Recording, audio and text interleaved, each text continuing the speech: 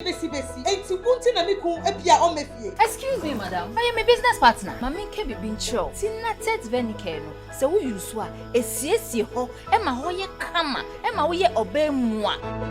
Je na ko try she. Thank you. Tinatet Venicare. Tinatet Venicare is an oral tonic for maintaining vaginal hygiene, not recommended for children below 12 years. Pregnant or lactating mothers should consult a doctor.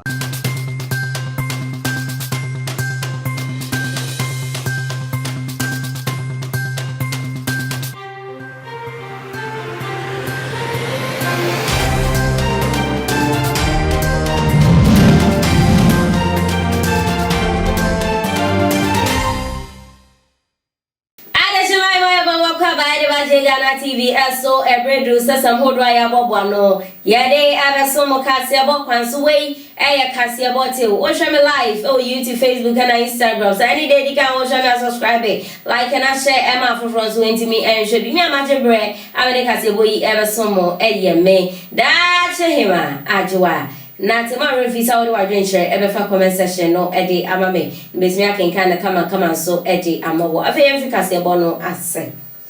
Reverend Mama Pat Evangelist Nana Agradaa as I can hubim. Chesa wasan show de asam fufuro krasa abetu dwan wo chem ze Ghana for ya na wonte ya se kra wonte ya se chese obinya ni sika wode no monsa obinya ni sika wode kom mape obinya ni sika nso ane ma ensa fata nkwa no wode yo ono Mama Pat no Nyankopon de ato na koma so ama wenya ni sika adoye nkoten na ose ode beye na oya adoye nso na Ghana for kasa ozi 31st de adoye extraordinary obechecha mo yese mo boa yeten enso wono obechecha mo pa enti wu bia opamo a wintimi ntomo no wasebra na we de wa ma weni ana ho na kwana yekobuwa na tese wala we de wala etuji wala aha yengoti Mama Pat ni nsem bia wo de tudwane bi Bozeke fans no ubia wo abrochire bia beba Ghana bia no try and come and visit us. Enti baby bia wo hwame no Kristo ya domo kwasie da bra sore na beje omo na beje usika na beje wanwa what you say you say obisi mo boy den enso ye de be tiche bi wo ya sore ho ai se niam bebre ho ya se enfa me kire enti aso ye ni ada ho enti wo ba no be benefit last Sunday ya kan sa mo mrebe donation na dipa bebre for se ye boa but one mo ba ye nyina no obia sa be kan donation but I na me ti Ghana phobia si o wonya usika wo de be kope oba wonya usika wo de be bo maato obenya ni sika wo de no nsa Mama Pat say the Awurade de ama no so de church members obi ba na me yema doya na odi matem ei me yema doya koji mi hira no so odi matem edi matem what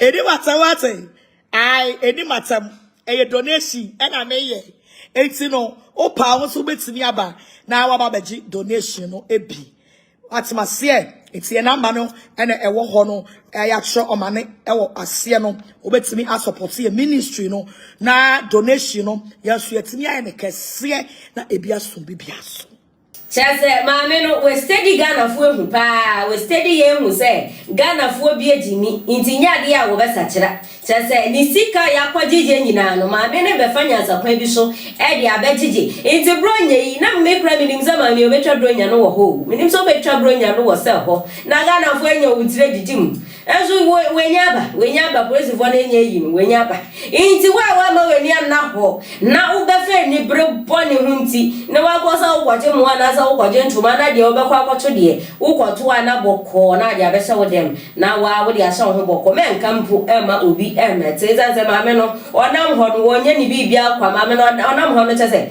yenya ne so mi yensa pepepe wa Ghana ha behye ai obi basia obi se ya nanado enfa no special advisor na onju nanado fo pa zanze maame no didi ni nyansa ho odidi na adwen ho ono enya nyame na afra no ono na adwen na afra no nti ono odidi na adwen ho nti wa ma weni ana ho bronya idie na kire se ubedi udokno kwa nti Ghana fo mumma yeni enna ho mumma yeni enna mami ye hu ni history nyane an ye hu ni history wa Ghana ha no enya ne nti wa ma weni ana ho na ade ni brebone e be kwa ko piem wo na sori o so wo kwaje mu ana so wo kwaje de wo ho no na tese wa nkasa de wo kwa ko to bia na wa fa de ahye ho boko na de abehye wo dem e be su e ma ye nte wo gan ha e bu hwe ha na brama kwa me ye de kase bo no e be si e dia me de so e da che hima ajoa Nati, asala kase nkoma gliss and glow skin care, Kinaata herbal, and a organic foods.